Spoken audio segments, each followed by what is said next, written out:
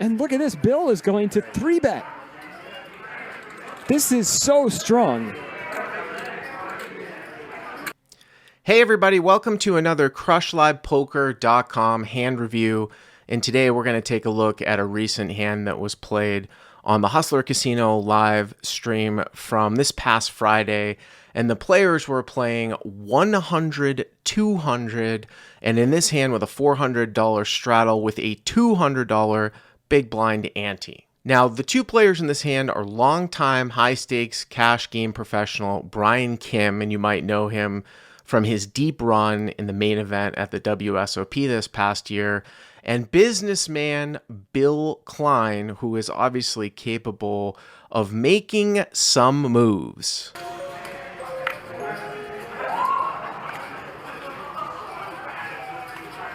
Brian with kings. 1,000.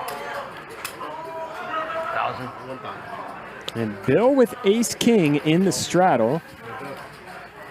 Looks like he's just going to call. So he could have seen a big pot blow up pre-flop. So this hand starts off with Brian Kim opening it up here to 1,000 over the $400 straddle, which is about a 2.5x open, kind of a little bit small for this particular game. And it gets folded around here to Bill Klein, who chooses to just flat call with ace-king offsuit in the straddle, closing the action. Now, these players are fairly deep, about 330 big blinds effective with the straddle, and sometimes you will see ace-king off called when you are closing the action, especially if no one else has called in the field, whereas if it goes raise call, it's almost an automatic squeeze. But sort of the concept is that you want to keep the pot a little bit smaller from out of position, and you can certainly flat here with some strong hands, probably up to queens, to kind of protect all of the other hands that you might be calling with in this particular position because you're getting such good pot odds. You see a single raise pot here. Brian's had some hands tonight. There's 2/3 pot here. Bill gonna continue once with the ace-king.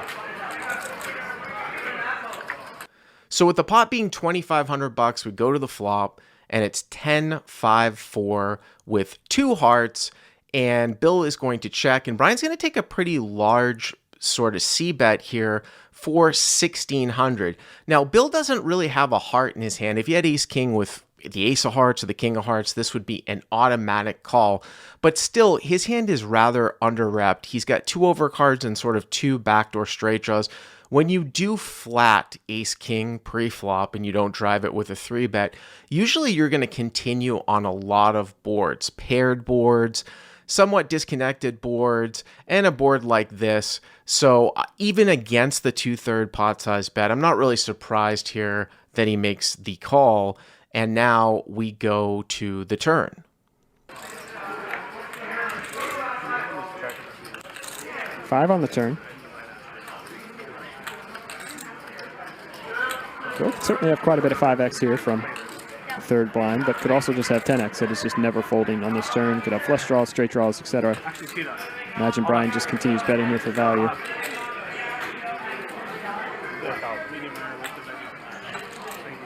Brian, 2/3 again.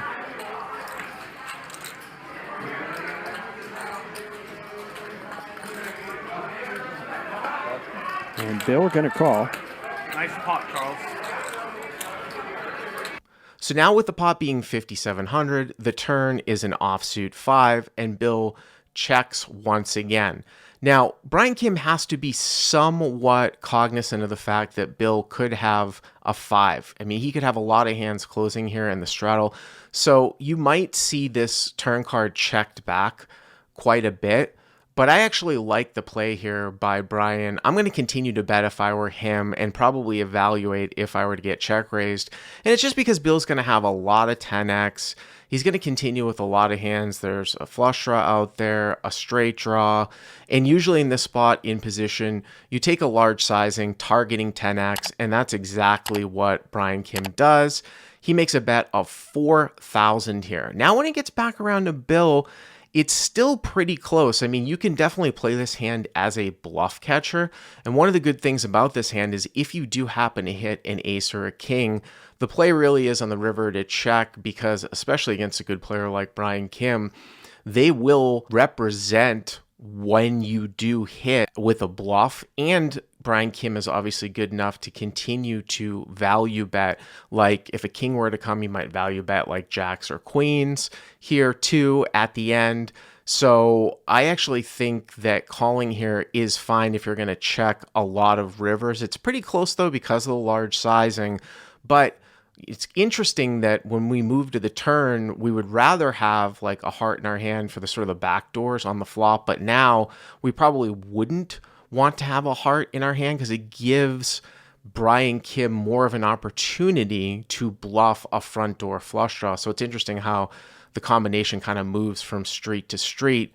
But Bill is not in the mood for folding here, and he's going to make the call. And now we head to the river.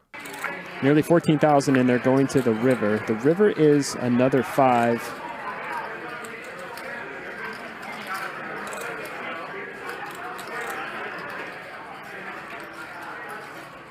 And if Bill thought his ace-king high was a bluff catcher before, no need to do anything here but check.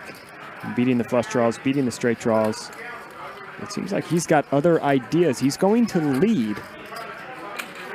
13,000. Lead for pot here on the river. So with the pot being 13,700, the river is a 5, putting trips on the board. And obviously Brian King has a super strong hand here with 5s full of kings as he beats any 10. But this is kind of where the hand goes a little bit off the rails. I mean, if you were going to play ace king as a flat, which is what Bill did, usually the play here would be to check and evaluate whether you want to check call or check fold. Sometimes your hand is actually good against some bluffs. But Bill takes a very sort of non-standard play here, and he's going to lead for close to pot, 13,000 into a pot of 13,700.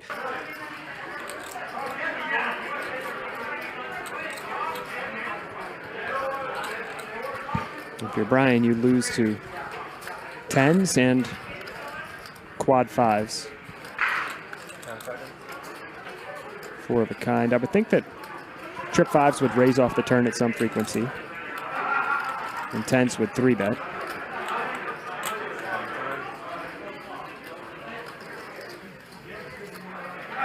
Question is, can you raise for value here? I think it's a little bit thin when Bill pots it on the river after calling 2 big bets already.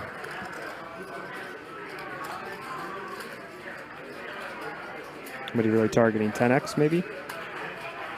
Maybe 10x calls. It looks like Brian is going to raise here.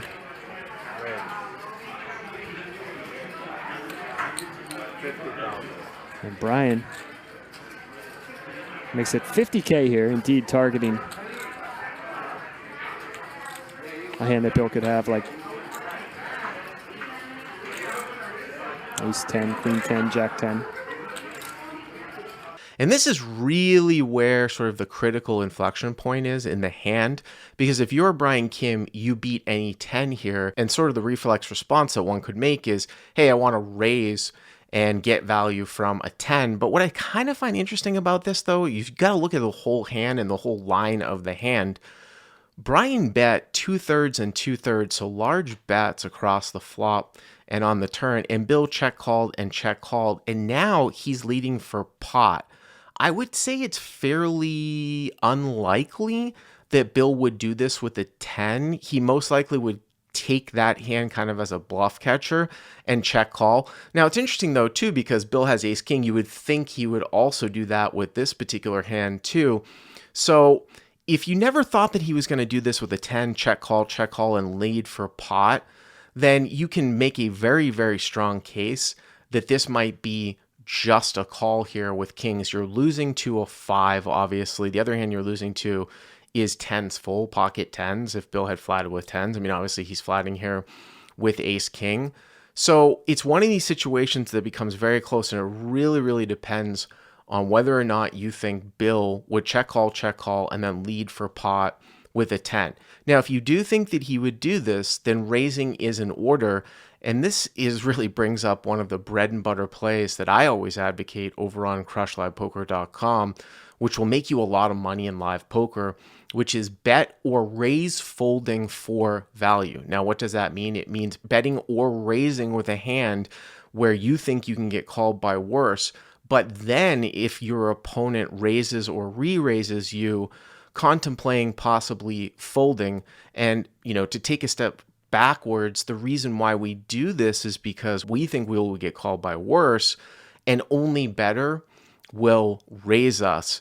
And that's a critical tool to have in your arsenal if you want to increase your win rate at live poker. So obviously Brian Kim thinks that Bill might do this with a 10, and he chooses to raise here to 50,000. Now, there's been a lot of comments on Twitter and on Reddit about this particular hand.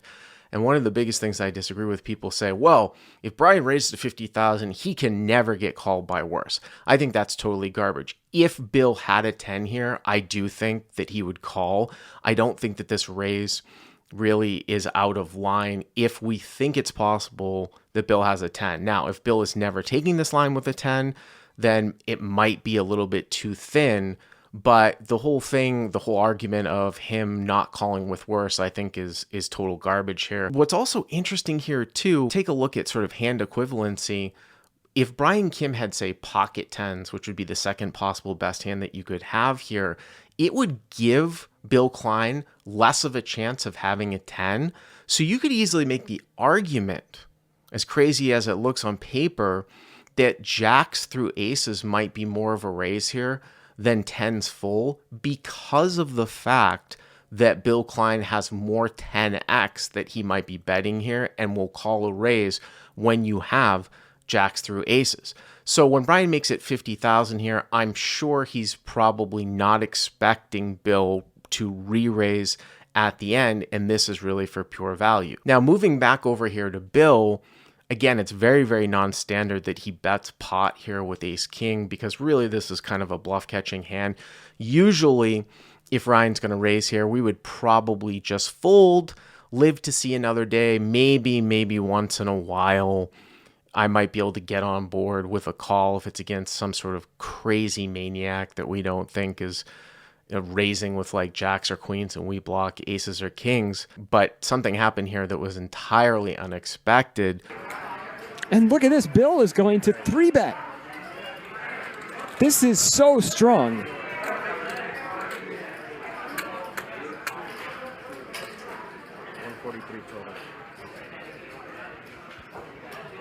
Bill is going to 3-bet all in. So he called a big bet on the flop, called a 2/3 pot size bet on the turn, donked for pot on the river. Brian raises 4x, and now Bill bet 3 bets all in. And if you're Brian, you gotta hate this spot. How is Bill ever bluffing? How is he bluffing?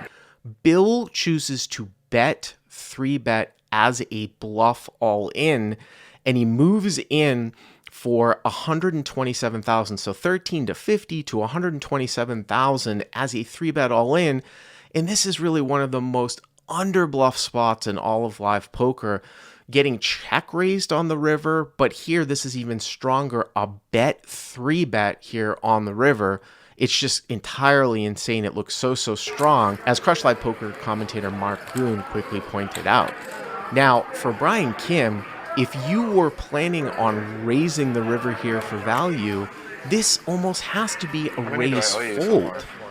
It's possible that Bill might have a 5 here. If you're Brian, you just got to think this is a 5 almost all the time. Again, he's going to have a 5 here much more often than if he had, say, flatted Brian Kim's raise to his immediate left in the field. I mean, he's completing here with a lot of hands because he's getting a price. Remember, Brian only raised it to 2.5x pre-flop, so Bill's just going to have a ton of hands that he is going to be defending with here, and it kind of makes sense that he might have a 5. What a bluff from Bill. This would be a really amazing bluff. 10 out of 10. Now, with that being said, I think you can also make an argument that Bill would be raising off trip fives a ton on the turn. If Bill had turned trips, he's going to be raising a lot, because if you're out of position, sometimes you don't want the guy in position to check behind on the river. You want to build the pot up from out of position. Now, if I was playing against a really highly skilled player like Brian Kim, I probably would call down on the turn with just a 5, because I know that Brian is good enough to effectively value bet over pairs across 3 streets, also represent an overcard as a bluff if he has nothing, or value bet a hand that he makes on the river. But I do think that Bill Klein would be doing actually a lot of raising off here on the turn. So when you think about that, if you're Brian Kim's spot, you have to think about how often is Bill going to have a 5 here. I mean, to be honest with you, I would expect Bill to actually have more 10s full here that we lose to, as opposed to a 5, because that's a hand that a lot of people think that they can just slow play all the way down to the end.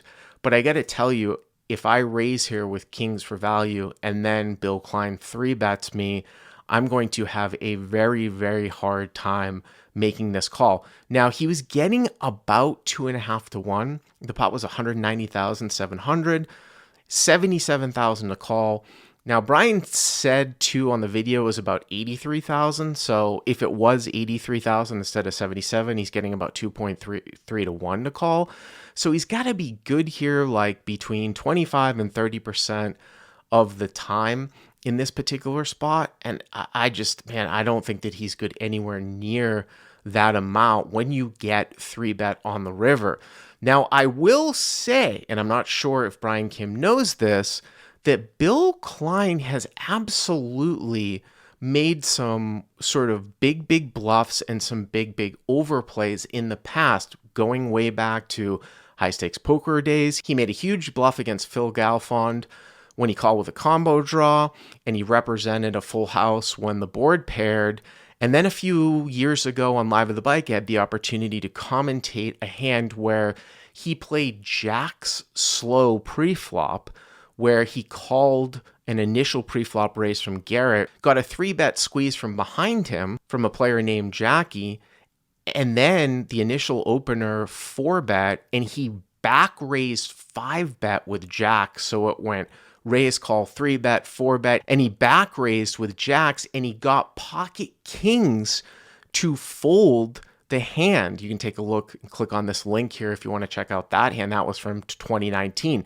Now, I'm not sure if Brian Kim is privy to knowing that Bill is capable of making these moves, but I got to tell you, this is just an insane spot. I think Brian's going to fold it. I want to see what choice he has.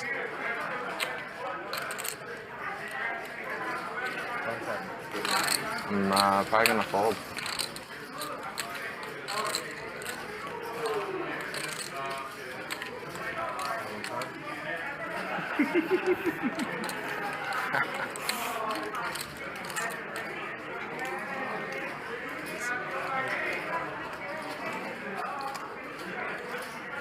I do not think Brian puts in any more chips.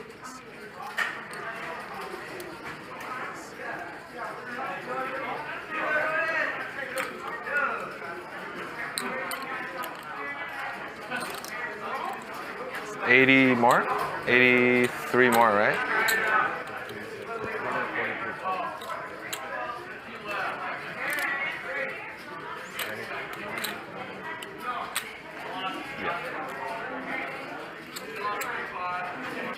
I fold only because I have no more money. He does fold. And Bill shows him the bluff. This is insane. I think it's folded like 10. No, he folded, I think, Bill. And you had the like man. I thought Bill for sure have 10 or 5. I think only have What a bluff. Oh my god. Bill. Feel the magic. That was Beating hand. That was the most ridiculous bluff I've ever seen. Now, I can't fault Brian Kim for folding here. And one of the other things that he said is something that I've actually gone through on Hustler Casino Live too.